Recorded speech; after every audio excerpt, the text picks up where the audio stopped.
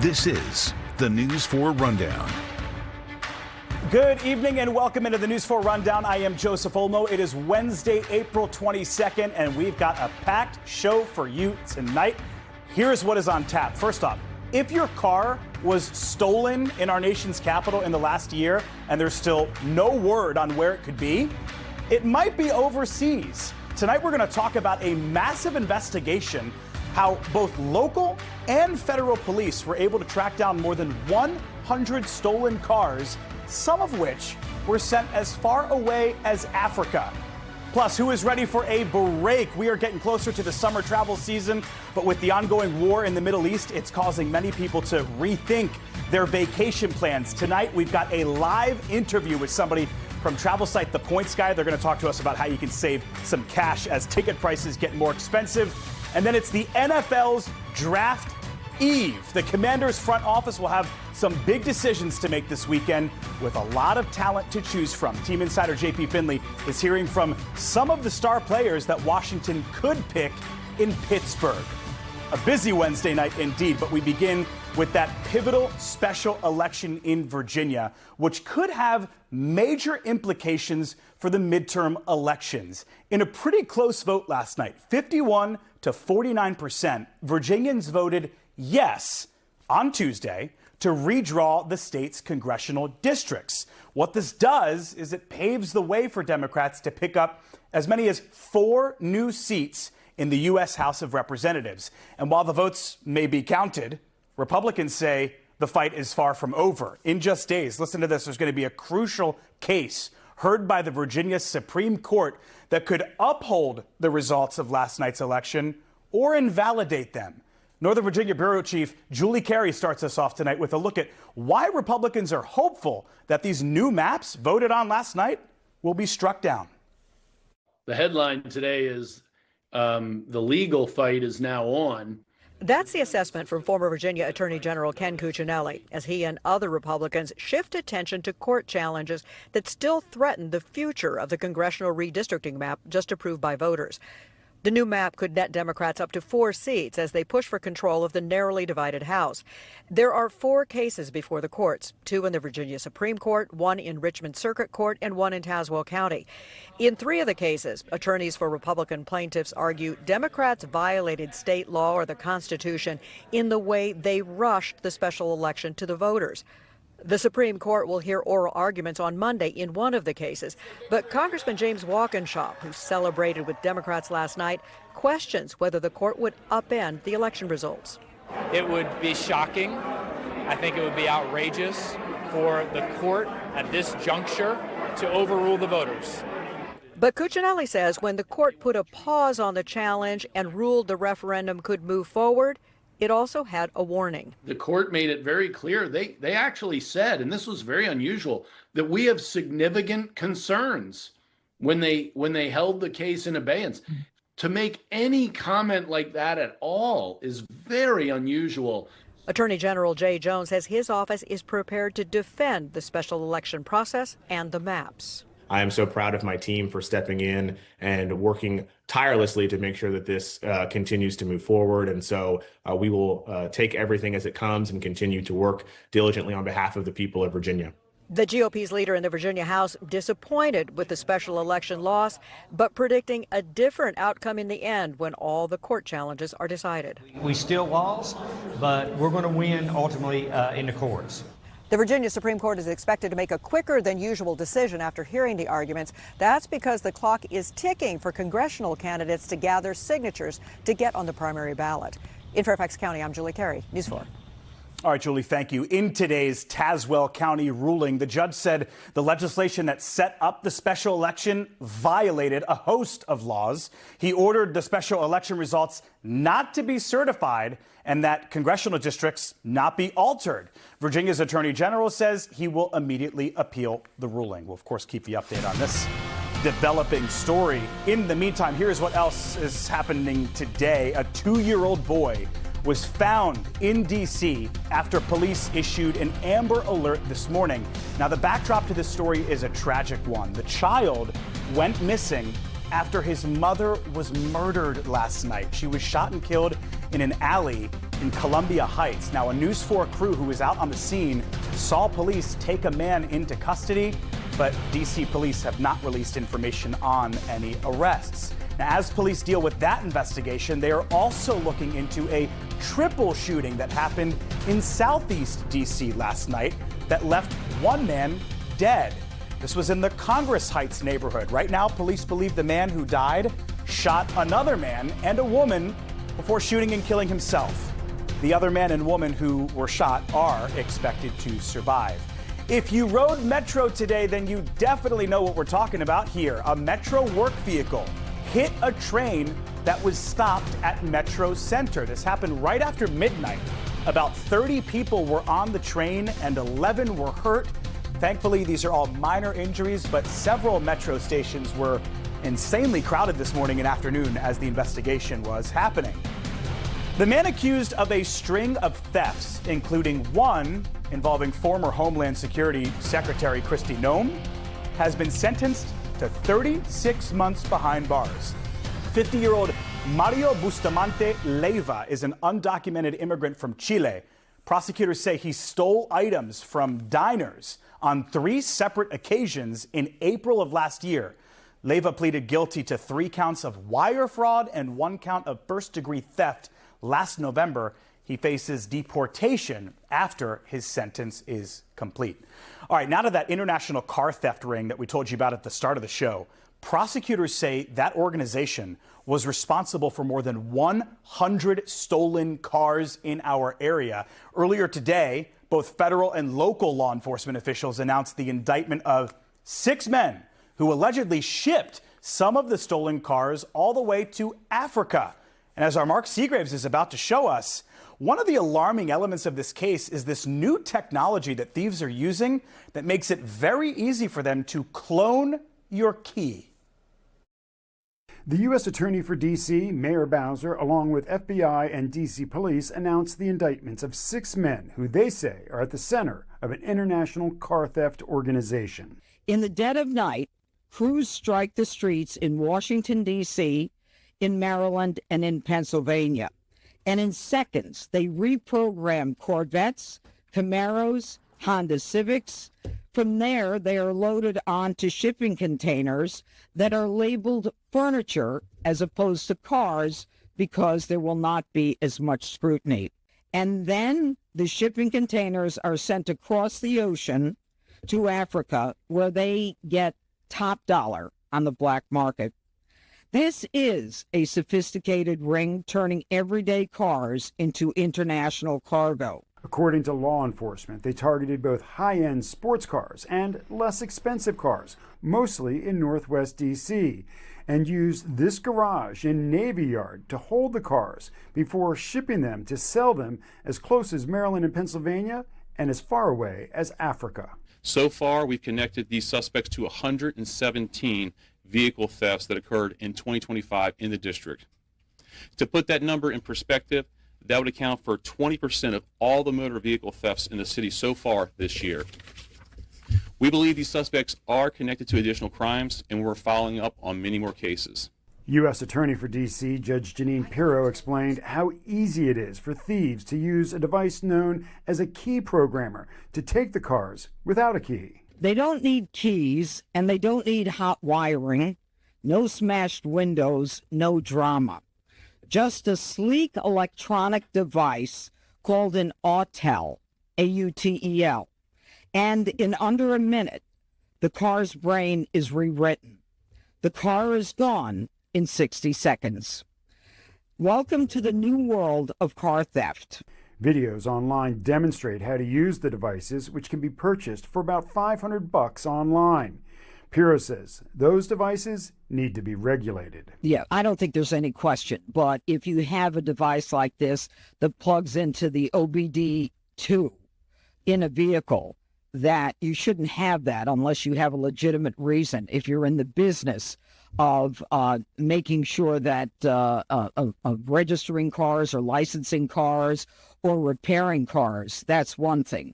But to be able to buy this on your own, I think there definitely has to be some kind of legislation or registering. Police say one way to protect your car from these key cloning devices is to use an old-fashioned steering wheel lock. In the district, Mark Seagraves, News 4. Prosecutors say many of those cars were shipped out of the port of Baltimore. And according to customs officials, Baltimore is, get this, the third busiest port in the country when it comes to recovering stolen cars that are being shipped out of the country. In 2024, they recovered 250 stolen cars at the port, which were worth nearly $10 million altogether. Now, News 4 reached out to Autel, the manufacturer of that programming device mentioned by prosecutors. That company has not responded to our request for comment. All right, we got much more to come tonight on the News 4 Rundown, including what we can expect out of the weather for the second half of this week. Storm Team 4 Chief Meteorologist Doug Kammerer is tracking that for us tonight. Hey, Doug. Yeah, we ended up with a great day after some early morning showers. Those are now well down to our south. Tracking some more back to our west. We could see one or two of those tomorrow, especially Friday, but a better chance for part of your weekend. I'll explain coming up in just a few minutes. Still ahead on News 4, we're going for an Earth Day forest bathing with Capital Nature's Ana Ka'ahanui for her Wonder Joy walks as well. Do I need my loofah? No, please. Come on! It's on the way on News 4. You know, it's only Wednesday, but my goodness, has it been a busy week already for airlines and for the travel industry as a whole. You may have heard a lot about Spirit Airlines today, or maybe about airfare going up because the price of jet fuel has also been going up quite a bit since the start of the war in the Middle East. So let's talk to somebody who follows everything that's going on in the world of airports and airlines and everything else. Eric Rosen is the director of content for travel site The Points Guy. Thanks so much for joining us tonight, sir. Thanks for having me. Of course. We should start with Spirit Airlines because those yellow planes have been in the news today. It's been one heck of a roller coaster ride for them these past few years. It's kind of crazy because just a few days ago, it looked like Spirit was going to be shut down at a moment's notice. And then we had the news today that the Trump administration might bail them out. Where do things stand right now? You know, it's the aviation industry, but it feels more like a roller coaster today, doesn't it? Yeah. Just a few days ago, it seemed like investors in Spirit were considering liquidation. And then there was news today that the White House is considering a deal to bail out the airline to the tune of $500 million, which is incredible. Of course, it noted that 14,000 jobs are on the line. So very few details apart from that are out right now. So I understand if travelers are a little skittish about purchasing tickets, I would probably wait to see how this develops myself as a traveler before purchasing future tickets on Spirit. But it looks like a potentially good sign for the airline. So let's just zoom out and talk about every airline because everybody is dealing with the higher jet fuel prices. I read somewhere recently, and correct me if I'm wrong, but jet fuel has doubled in price per gallon since the start of the war with Iran. What does this mean for airlines? What does this mean for the upcoming summer vacation period? People who are looking to buy flights right now, I'm assuming they're getting more expensive. Of course, you know, jet fuel prices are extremely volatile, but the bottom line is they are up tremendously. We've seen airlines add fuel surcharges to certain award tickets, and obviously we're seeing airfares rise precipitously, you know, up to almost 20% in some cases. We are still seeing some decent airfares for August, so if your summer travel plans are later in the summer, I would go ahead and purchase those now. No matter when your plans are, though, it's unlikely prices are going to go down, so if you can make those plans and nail down those dates, book your tickets now. Avoid basic economy tickets because those are unrefundable and you can't really change them. If you book a regular economy ticket or above and your plans change, you can typically change your plans and use that fare towards a future purchase with the airline towards future travel. So no basic economy because there's more flexibility. Try to book for August. What else? What other advice do you have for somebody who was planning on going to Florida or to Europe or Asia and they're looking at the prices and they're seeing them just astronomically higher now? Yes, absolutely. Like I said, you know, there's no gaming the system at this point. Don't wait till Tuesday at midnight to book. It doesn't work. Book as soon as you can. If you find something that suits, your travel plans and your budget. And there are lots of ways to track prices, like with Google Flights or other apps like Flighty, so that if your flight does come down in price, you can rebook it at the lower price and pocket that difference as a credit to use towards future travel. Consider, secondary destinations and stuff. And then also, again, I can't stress this enough. Don't put off buying your tickets if you're able to make your plans right now, because airfares are unlikely to go down. There's no certain end to what's happening in the Middle East right now, and no certain end to when oil will be getting through the Straits of Hormuz. So you don't want to bank on anything happening and then only be disappointed with even higher prices later on. I read the points guy quite a bit, and I think a recurring theme is don't sit on it. Make the call as much as you can. All right. For miles as much as money right now, for sure. Absolutely. Director of Content for the Points Guy, Eric Rosen, thanks so much for joining us live here on the News 4 Rundown. We appreciate it. Thank you. Of course. And a happy Earth Day to everybody who celebrates. I know Doug Kammerer celebrates it. I also know you coined the phrase Fantastic Friday. It's not Friday, but what a wonderful Wednesday. Wow, and what a difference it makes from just the early part of the day to the ending of the day, right? We were cooler. We saw shower activity early in the day, and then this afternoon. Boy, did it good. Yeah, right. Chef's kiss for sure. Plenty of sunshine out there now as the sun is making its way down and will continue to do so. Sun going down at 7:51, I believe, tonight. Next week, it goes down after 8 o'clock. How about that? Temperature-wise, 74 degrees. Winds out of the south at 13 miles an hour. Just a gorgeous afternoon right now. 74 degrees currently in Gaithersburg, 73 Leesburg, 75 in Manassas, 78 in Culpeper. Manassas did hit 80 earlier, and I think a few more of us will hit 80 during the day tomorrow. Now, this was earlier today. If you woke up or you were walking around earlier, you thought maybe this wasn't going to be the nicest day. We had showers that moved through. This is 8 o'clock, 9 o'clock, 10 o'clock, right on down till 2 or 3. But now, take a look at the radar. Nothing out there except for one little sprinkle up towards Frederick County, up towards Baltimore County. But that is it. We are looking at a gorgeous night. The wider view, though, showing a little bit of a boundary. You can kind of follow this down across our area and then back up this way towards Ohio, where they're seeing some pretty good storminess. Now, this boundary is going to be with us for the next couple of days, tomorrow into the day on Friday and then Saturday. It's going to be just to our west tomorrow. So as we make our way through the overnight hours tonight, waking up tomorrow morning, no issues. Temperatures in the mid to upper 50s. Tomorrow afternoon, no issues. 3 o'clock in the afternoon, upper 70s to around 80. Maybe 80 in Manassas, maybe 81 at D.C. I'm going for 80 in D.C. But also notice a few clouds back to the west. But most of us stay dry. Can't rule out a shower tomorrow evening, but we should be okay. Friday's a little bit of a different story. That boundary moves closer to our area. So now we have more clouds during the day. This is Friday morning. As we move on through Friday around noon, 1 o'clock for lunchtime, temperatures in the 60s to around 70 with some isolated showers to the west and a better chance of showers across the area. Widely scattered. Most of us stayed dry during the day on Friday, during the evening hours on Friday. So just something to think about here. I'm still calling it a fantastic Friday. Saturday, high of 67. Better rain chances on Saturday, especially early. Sunday, cooler, some clouds early, but not a bad day. High temperature of 65. Monday is looking great. 70 degrees. I'll be playing golf at the Lakewood Country Club for the Mana Open. TheManaOpen.com if you want to get out there and play some golf with us. 70 on Tuesday. Not the best golf day as we're expecting some more showers and staying on the cooler side relative to average anyway as we move into the month of May.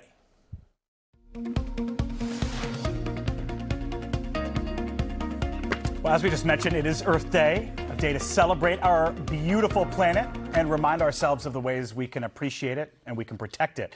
News 4's Tommy McFly takes us to Rock Creek Park with a relaxing way to do just that.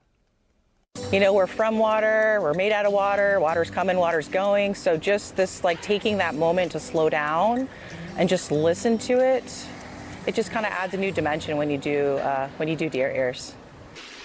We stepped out in Rock Creek Park with Ana Ka'ahanui. My favorite words are wonder and joy. And so that's like why I do what I do, is to get people out to kind of experience this wonder and joy. For a decade, she's helped people reconnect, co-founding the nonprofit Capital Nature and leading folks in forest bathing. People have been communing with nature since the beginning of time, but the term forest bathing was created by the Japanese government. In Japan, they would say shindin-yoku, and it means to take in the forest atmosphere with all of your senses. Activities called invitations, which are sensory-based. I'm ready for some forest bathing. Awesome, we're gonna do some forest bathing. So, the first invitation that we're gonna do is how we start off our walks. Go ahead and start taking some deep inhalations through your mouth or your nose.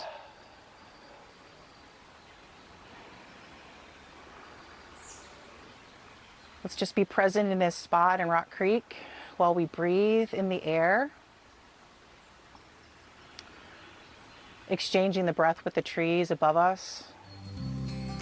So just feel that connection between you and the earth and the soil beneath you while you continue to breathe. Some people have very emotional responses to forest bathing. I've been on walks where people are like, brought to tears. Sometimes people have grief responses. Like, you just don't know what people have going on. But what we believe is that the forest has your back, and it's kind of going to give you whatever you need. If someone's watching this and they've never heard of forest bathing, but now they're kind of curious about it, what's that first step into the forest?